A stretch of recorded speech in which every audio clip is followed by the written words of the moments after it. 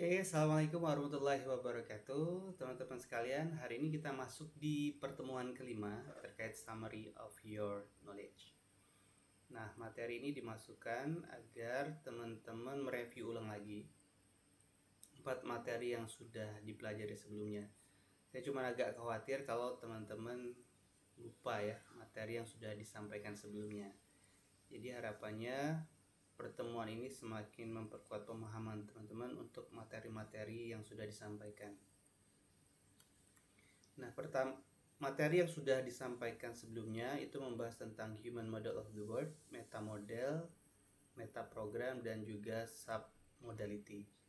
Nah, tentunya di pertemuan kali ini tidak membahas ulang ya terkait seluruh materi yang sudah disampaikan, tapi lebih pada poin-poinnya apa saja di tiap-tiap materi yang sudah dijelaskan sebelumnya.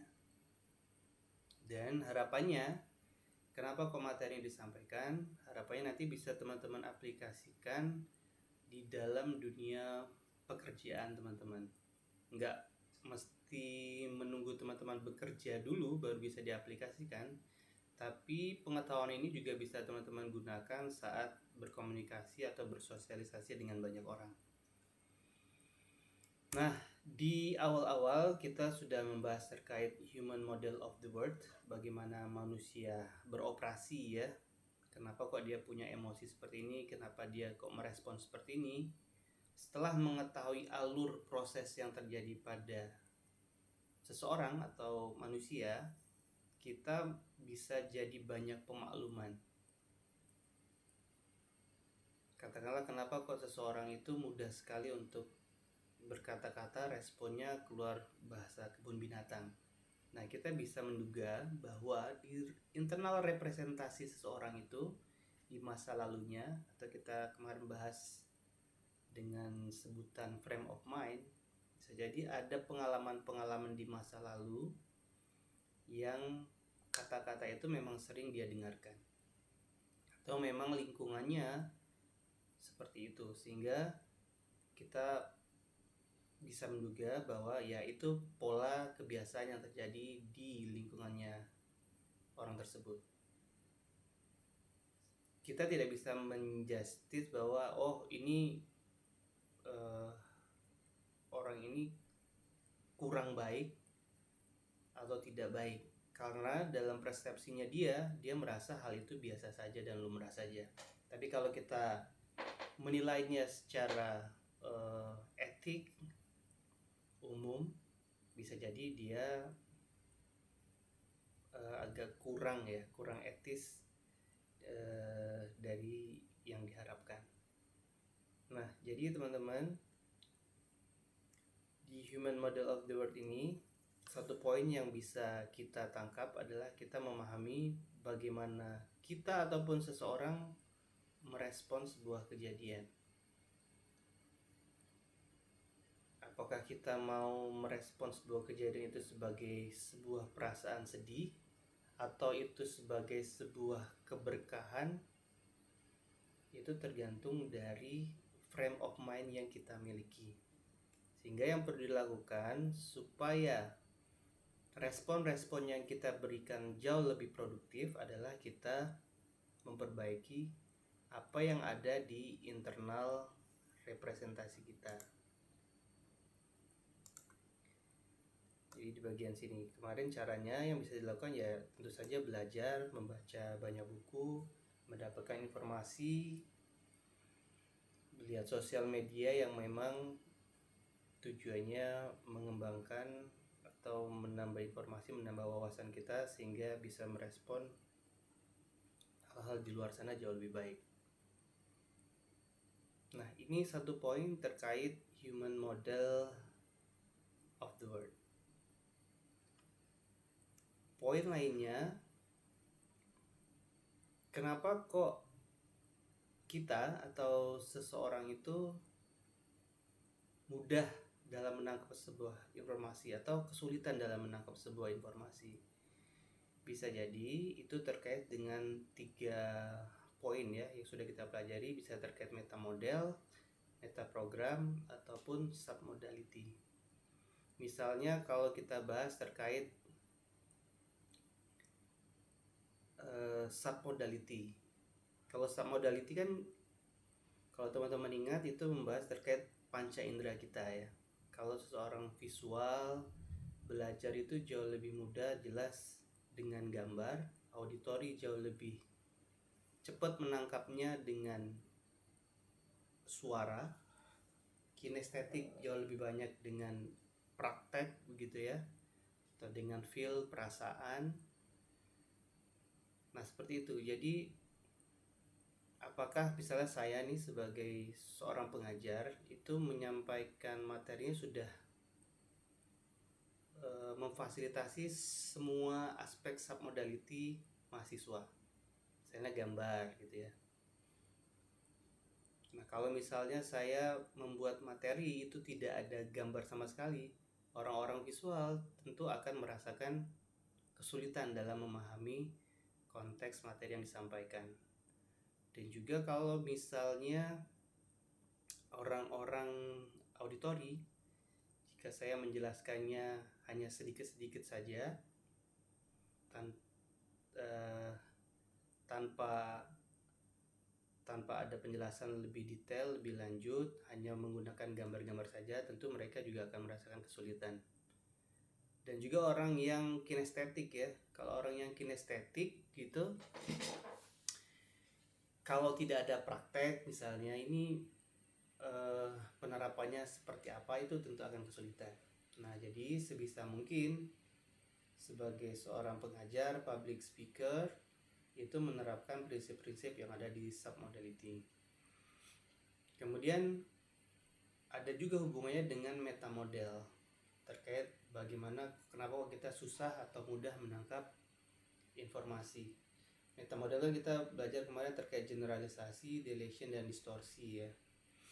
Jadi materi yang disampaikan dosen itu teman-teman tidak pernah untuk cross check atau konfirmasi, klarifikasi gitu ya. Jadi apa yang disampaikan diterima semua. Bisa jadi apa yang disampaikan itu sebenarnya tidak sama persis seperti apa yang dimaksud oleh dosennya, sehingga itu terjadi perbedaan pemahaman, sehingga jadi bingung nantinya. Nah sehingga perlu dilakukan konfirmasi, bertanya lebih lanjut terkait apa yang teman-teman kurang pahami, kemudian apa yang mungkin masih membingungkan teman-teman. Nah kalau terkait metaprogram kemarin kan ini terkait motivasi ya, dorongan kita untuk melakukan sesuatu, misalnya lebih ke away from atau toward ya. Nah kalau kata-kata yang digunakan atau pilihan-pilihan bahasa, pilihan-pilihan praktik yang disampaikan oleh pengajar atau public speaker itu tidak sesuai dengan metaprogram seseorang, tentunya seseorang itu juga tidak akan mudah untuk tergerak ya, untuk melakukan sesuatu aktivitas. Nah ini tadi ya hubungannya dengan metaprogram juga. Jadi kenapa kok kita mudah untuk tergerak untuk melakukan sesuatu, bisa jadi metaprogram yang digunakan teman bicara itu sesuai dengan metaprogram kita, sehingga kita akan dengan ikhlas, dengan senang hati melakukan pekerjaan itu tanpa merasa terpaksa, terbebani. Nah ini beberapa poin teman-teman secara umum materi yang sudah kita pelajari sebelumnya.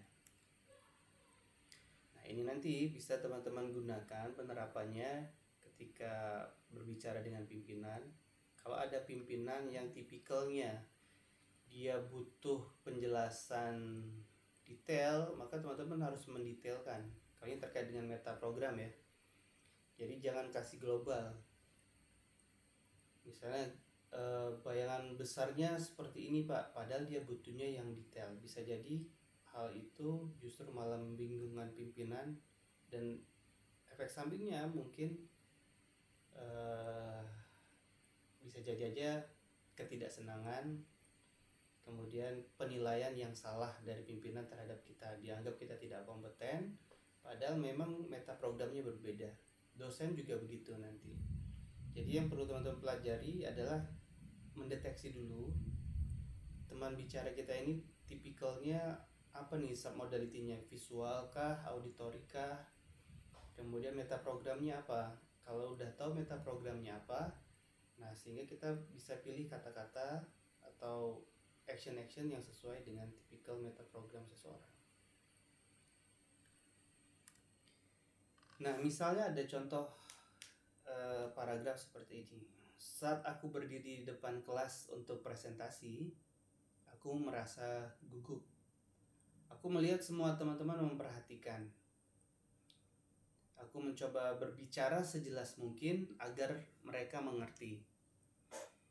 Presentasi selesai dalam waktu sekitar 5 menit dan setelah itu aku duduk kembali dengan lega. Nah, silakan dari apa yang disampaikan ini, apa yang teman-teman baca di slide ini, silakan teman-teman rasakan bagaimana perasaannya ketika teman-teman membaca atau mendengarkan narasi yang baru saya sampaikan. Oke, boleh di keep dulu atau boleh di pause dulu videonya. Kemudian coba teman-teman ulangi lagi menceritakan seperti apa yang sudah ada di slide. Apakah teman-teman mengalami kesulitan ataupun teman-teman malah justru merasa mudah untuk mengulang kembali ceritanya. Oke, kalau sudah, kita lanjut ke paragraf yang berikutnya. Saat aku berdiri di depan kelas, jantungku berdegup cepat, seolah mengetuk-ngetuk tulang rusukku. Lampu putih di langit-langit terasa lebih terang dari biasanya, membuat wajah teman-temanku tampak seperti siluet yang mengamatiku tajam. Suaraku terdengar bergetar di telingaku sendiri, pelan, tapi cukup jelas. Tangan kiriku sedikit gemetar, tapi aku genggam erat kertas card itu. Setiap detik terasa seperti menit. Namun saat aku mengucapkan kalimat penutup dan terdengar beberapa tepuk tangan pelan, rasa hangat menjalar dari dada ke seluruh tubuh. Aku duduk kembali dengan napas lega dan senyum kecil yang tak bisa kusembunyikan. Nah, dari narasi yang barusan saya sampaikan, apa yang bisa teman-teman rasakan? Bagaimana perasaannya? Bagaimana pikirannya yang teman-teman alami? Nah, dari dua narasi yang barusan disampaikan, ini terkait materi tentang apa? Oke, akan kita bahas. Untuk narasi yang pertama, ini terkait submodality ya. Jadi nggak banyak informasi terkait submodality. Submodality tadi terkait panca indera ya. Kita menggunakan kata-kata terkait dengan panca indera, walaupun ada ya. Misalnya kinestetik itu ada kata-kata gugup, merasa, tapi kurang banyak, masih deskripsinya netral. Bedakan dengan kondisi yang narasi kedua, ini sudah ditambahi, dibumbui dengan submodality. Nah, sampai di sini saya rasa teman-teman bisa merasakan dan barangkali sudah pernah mengalami kejadian-kejadian seperti ini. Ini muncul pada teks-teks novel ya. Sehingga mengapa kata-kata di novel itu jauh lebih bisa pembacanya ikut terhanyut dalam ceritanya, karena dia tergambar kejadiannya seperti apa gitu. Nah, hal-hal yang seperti ini kadang-kadang tidak dilakukan oleh public speaker. Jadi kalau teman-teman nanti sebagai pembicara, sebisa mungkin pergunakan kata-kata submodality. Kalau teman-teman perhatikan storytellingnya Panji Pragiwaksono gitu ya, stand up comedy itu dia menggunakan banyak aspek submodality, sehingga orang itu benar-benar bisa merasakan tidak ada kekosongan, ada bagian yang kosong, sehingga misalnya kalau saya juga sebagai pengajar, tidak ada celah orang itu tidak terbayang apa yang sedang dijelaskan gitu. Sehingga harapannya dengan bantuan dari submodality itu, audiens itu bisa merasakan, kemudian dapat menangkap pikiran itu jauh lebih jelas gitu ya. Itulah fungsi dari submodality, teman-teman. Sehingga kalaupun teman-teman nanti diminta untuk menjelaskan ulang narasi ini, itu akan jauh terasa lebih mudah sebenarnya dibandingkan dari narasi yang walaupun kalimatnya tadi pendek. Nah, sampai sini saya harap teman-teman dapat satu poin yang nanti bisa teman-teman gunakan di keseharian atau bahkan dalam kehidupan teman-teman semua. Oke, ini baru satu poin terkait submodality. Silakan nanti teman-teman gunakan ini untuk nanti di public speaking di UCP ketiga ya. Dan ini mulai teman-teman biasakan untuk proses menulis juga. Kalau teman-teman suka menulis novel, itu bisa mulai teman-teman terapkan. Bikin status pun juga bisa digunakan ya. Nah, kemudian terkait metamodel, penerapannya seperti apa sih? Misalnya ada percakapan seperti ini, aku benci kerja kelompok. Oh ya, emang paling nyebelin sih, mereka nggak pernah bantuin aku. Terus si B nimpalin, waduh parah banget. Kemudian A menanggapi lagi, ya udahlah aku kerjain aja sendiri. Si B nya terus bilang, ya mending gitu deh. Nah, seberapa sering percakapan seperti ini terjadi pada diri kita? Nah, kalau tanpa metamodel, artinya apa yang terjadi? Si B menerima semua pernyataan si A tanpa menggali lebih lanjut. Akibatnya percakapannya berhenti di keluhan tanpa solusi atau pemahaman yang lebih dalam. Atau malah lebih parah lagi, si B-nya nambah-nambahin gitu ya. Sudahlah tidak tahu kejadian realnya seperti apa, justru malah membumbui ya. Nah, ini jadi kontraproduktif. Nah, bedakan percakapan dengan menerapkan metamodel.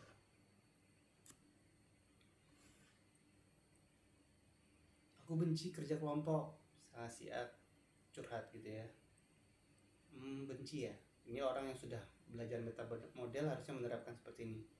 Apa sih sebenarnya yang membuat kamu merasa seperti itu? Jadi ini akan menggali nilai, kemudian kriteria. Benci itu maksudnya benci yang seperti apa?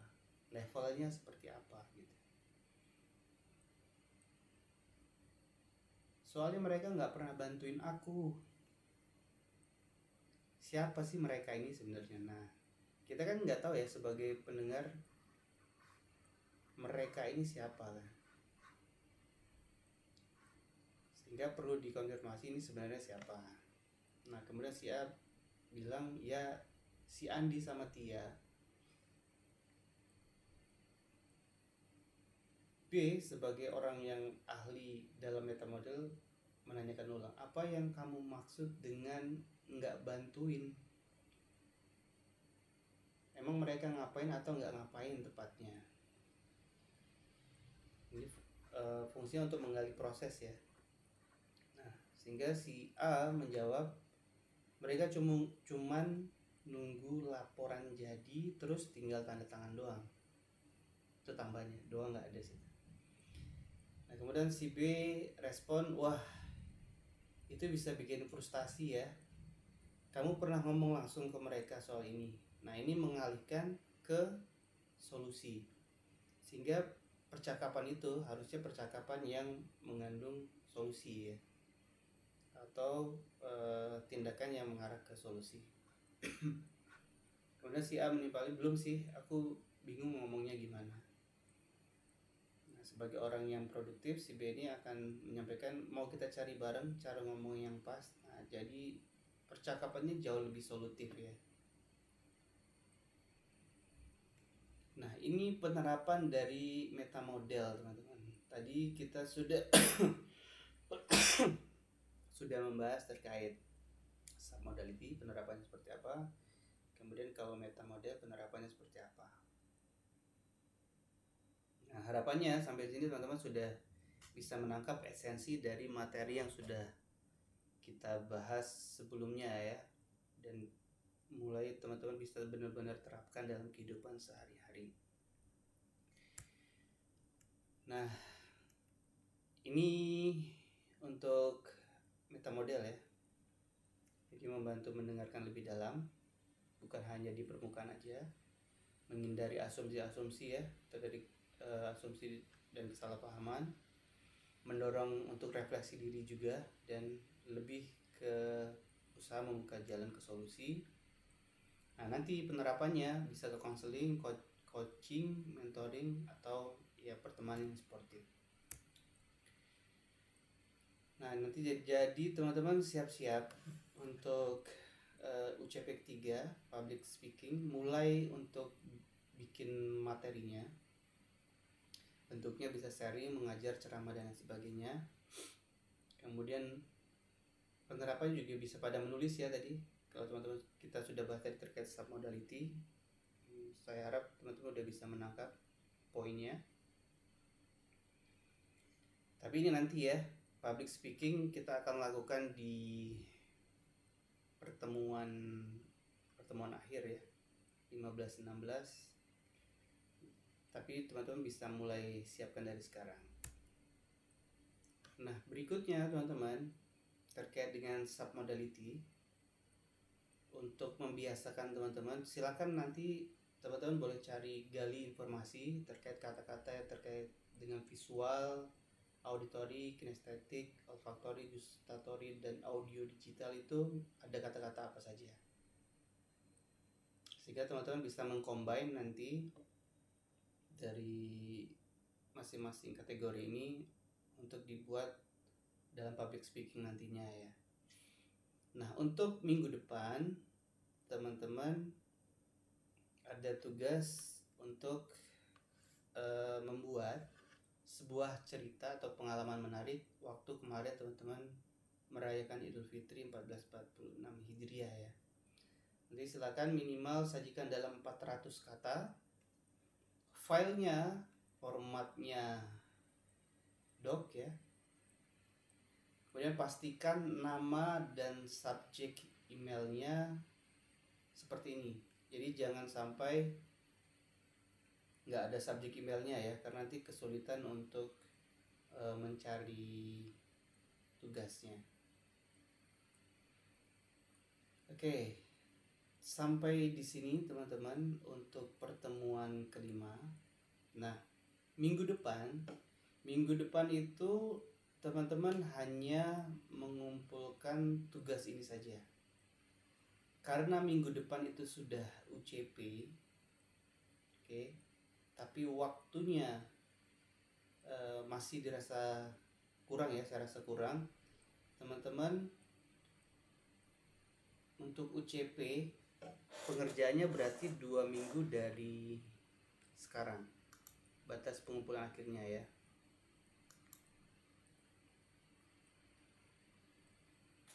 Oke, jadi waktu pengerjaan untuk UCP adalah 2 minggu. Nah, materinya apa saja nanti akan saya sampaikan di My Class ya. Teman-teman silakan mengakses My Class setelah ini, kemudian nanti melihat deskripsi untuk pengerjaan UCP-nya seperti apa. Oke, barangkali untuk pertemuan 5 seperti ini. Kalau ada hal-hal yang perlu dikonfirmasi atau ditanyakan, silakan nanti teman-teman bisa akses di Telegram dan ditanyakan saja ya. Terima kasih banyak untuk waktunya hari ini. Insya Allah kita ketemu lagi 2 minggu ya, 2 minggu dari hari ini. Jadi minggu depan teman-teman hanya mengumpulkan tugas untuk cerita ini saja. Kemudian untuk 2 minggunya teman-teman mengumpulkan tugas untuk UCP-nya ya. Jadi ada waktu 2 minggu untuk bikin video, kemudian ada waktu 1 minggu untuk bikin cerita ini. Baik, terima kasih untuk waktunya. Kita jumpa 2 minggu ke depan.